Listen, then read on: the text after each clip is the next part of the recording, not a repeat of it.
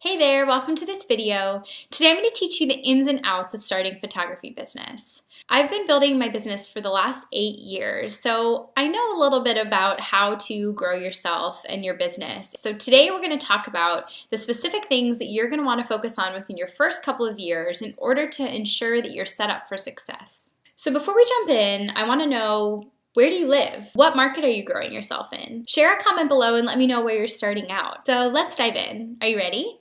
Step number 1 is start with a simple website. I know in the beginning you're going to want to spend a lot of time making it 100% perfect and comparing your website to other photographers that are already established in your market. And hear me out. While your potential clients care about your website, they just care that you have one. They're not going to be quite as concerned about what your logo looks like or whether your site looks just like another photographer's in the market. They really want to know, how are you going to serve them as a client? So have a website, but keep it simple. You'll always be able to tweak it and make it better and add more bells and whistles as time goes on, but don't give yourself the pressure in the beginning of making it perfect.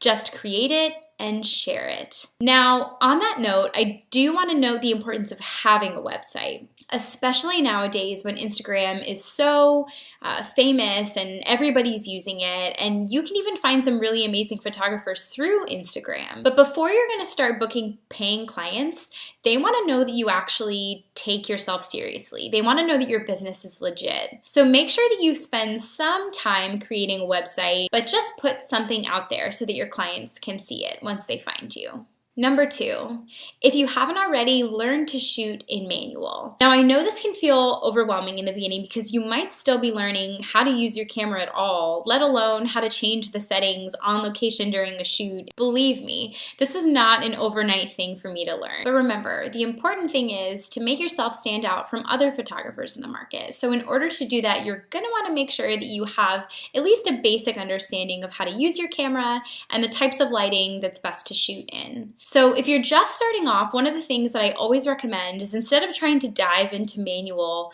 shooting when you're just learning, start with something like aperture priority. So that's something that I actually did when I was first starting out. Rather than trying to dive right in and figure out how to change all of the settings at once while I was on location on a photo shoot, what I did was, you can Google this if you're not sure how to put it on aperture priority yourself. Aperture priority on the top of your camera is usually a button that says AV. And what that means is that your camera is going to keep the same aperture all throughout the time that you're shooting. You never have to worry about changing it. Just get out there and get to know your camera.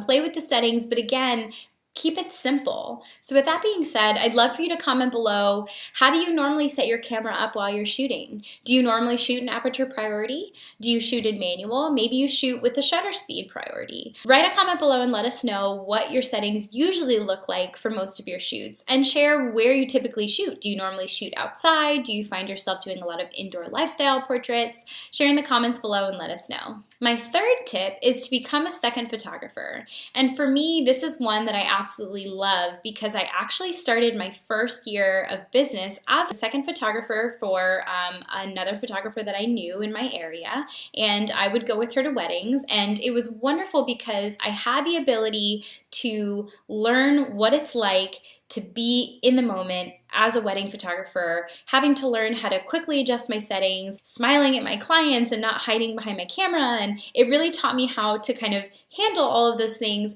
but I didn't have the pressure of being the person responsible for capturing every single moment. And you might be thinking, well, but Krista, I don't want to be a wedding photographer. Maybe I will one day, but I'm just starting off with portraits and family sessions, and that's fine. There are still other professionals in your market that I'm sure would be happy to have you tag along. Maybe you'll help them carry their bags. If they're a family photographer, maybe they bring a lot of props with them. Maybe you can help carry those and help set them up. Offer to be an assistant to other photographers in your market, or just simply offer to take them out for coffee and pick their brain on how they grew their business into what it is today.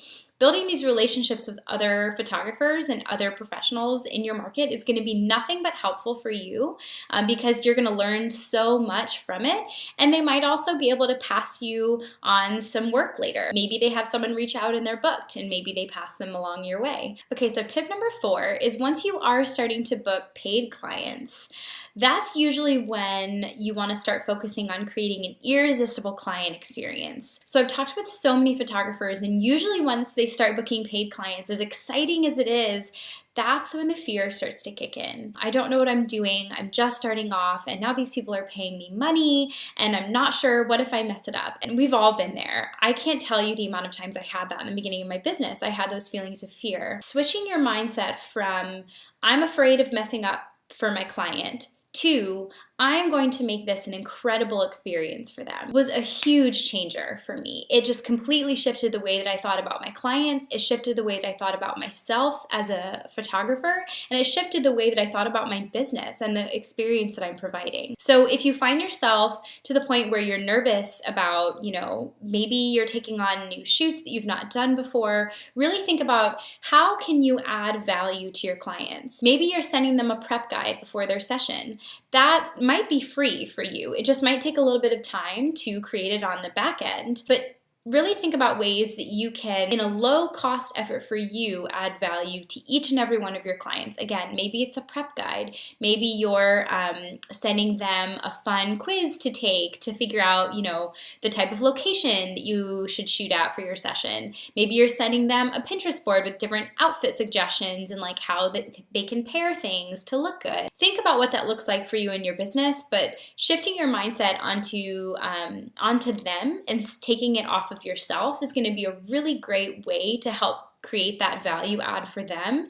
And they're going to tell everybody how much they loved working with you. So it's just going to be an easy, no-brainer way for how to build a referral-based community. And step number 5 is really thinking about the mindset shift that you're going to need to make in your business in order to set yourself up for success. So remember, it's these simple daily disciplines that you repeat over and over again that add up to your success.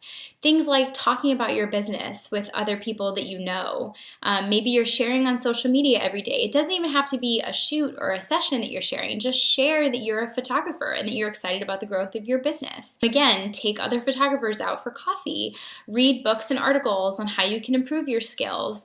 Or my favorite suggestion is spend time every day reading a personal development book or listening to your favorite inspirational podcast. Whatever this looks like, really figure out how you need to show up for yourself and how you're going to show up for your clients. The biggest thing is to make sure that whatever you do it every day. And as long as you're inspired after, that's going to be the motivation that you need to help keep you going when times might feel a little bit tough and when you're not really sure how to move forward in your business next. Make sure that you're spending that time investing in yourself and filling yourself back up.